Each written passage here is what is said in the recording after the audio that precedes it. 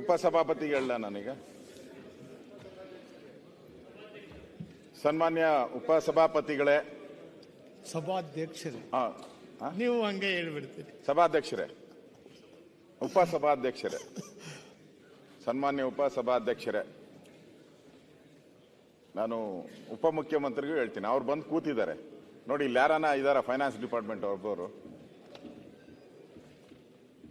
ಯಾರು ಇಲ್ಲ, ಯಾರು ಇಲ್ಲ. ಮುಂದಿನ ಬೆಂಚಲ್ಲಿ ಒಬ್ರು ಯಾರು ನೋಡಿ, ಖಾಲಿ ಖಾಲಿ.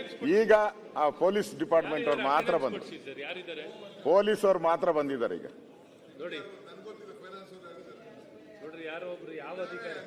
ಪೊಲೀಸ್ ಬಿಟ್ರೆ, ಐಜಿ ಬಿಟ್ರೆ, ಸಿಐಡಿ ಬಿಟ್ರೆ ಇನ್ಯಾರು ಇಲ್ಲ.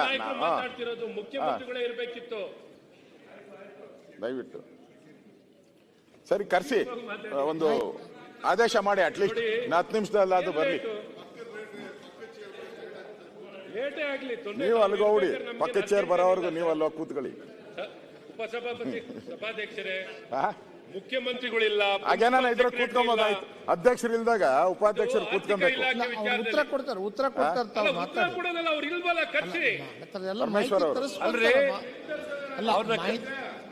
ಮುಖ್ಯಮಂತ್ರಿಗಳು ಮಾಹಿತಿ ಪ್ರತಿಪಕ್ಷ ನಾಯಕರು ಮಾತಾಡ್ತಾ ಸಿದ್ದರಾಮಯ್ಯನವರು ಹಾಗೆ ಕೇಳ್ತಿರ್ಲಿಲ್ವಾ? ಅಲ್ಲಲ್ಲ, ನಿನ್ನೆ ಮುಖ್ಯಮಂತ್ರಿಗಳಿಲ್ಲ ಅಂದ್ರೆ ಹೇಗೆ ಮಾತಾಡೋದು? ಈಗ ಅವ್ರ ಮೇಲೆ ಆಪಾದನೆ ಇರೋದು ಅಲ್ಲ. ನಿನ್ನೆ ಡಿಟೇಲ್ ಮುಖ್ಯಮಂತ್ರಿಗಳಾಗಿರೋ ಗಮನಿಸದ ಕಾರಣ ಈ ಹಗರಣ ಆಗಿರುವಂತದ್ದು ಮುಖ್ಯಮಂತ್ರಿಗಳ ಮೇಲೆನೆ ನೇರ ಆಪಾದನೆ ಇರೋದು. ಆರ್ಥಿಕ ಇಲಾಖೆ ಮೇಲೆ ಇರೋದು ಆಪಾದನೆ. ಹಾಗಾಗಿ ಅವರು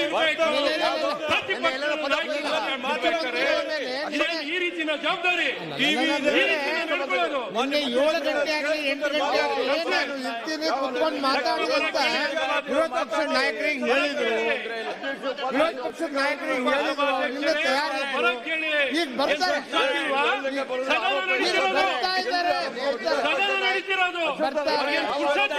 ಪ್ರಾರಂಭ ಮಾಡ್ರಿ, ಪ್ರಾರಂಭ ಮಾಡಿ. ವಿರೋಧ ಪಕ್ಷದ ನಾಯಕರೇ ಪ್ರಾರಂಭ ಮಾಡ್ರಿ, ಬರ್ತಾರೆ.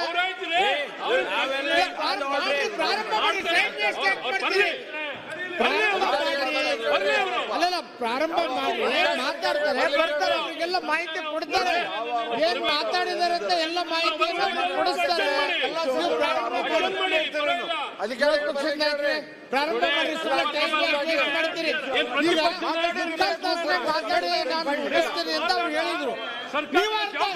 ನೀವೇ ಅರ್ಥ ಟೈಮ್ ಮಾಡ್ಬಿಡ್ತೀರಿ. ನೀವು ಕೂತ್ಕೊಳ್ರಿ, ನೀವು ಕೂತ್ಕೊಳ್ರಿ, ಕೂತ್ಕೊಳ್ರಿ, ಮಾತಾಡ್ತಾರೆ. ನೀವು ಕೂತ್ಕೊಳ್ರಿ, ನೀವು ಕೂತ್ಕೊಳ್ರಿ, ನೀವು ಬರಕ್ಕಾಗಲ್ಲ. ನೀವು ಕೂತ್ಕೊಳ್ರಿ, ಮಾತಾಡಕ್ ಬಿಡ್ರಿ ಅವರಿಗೆ.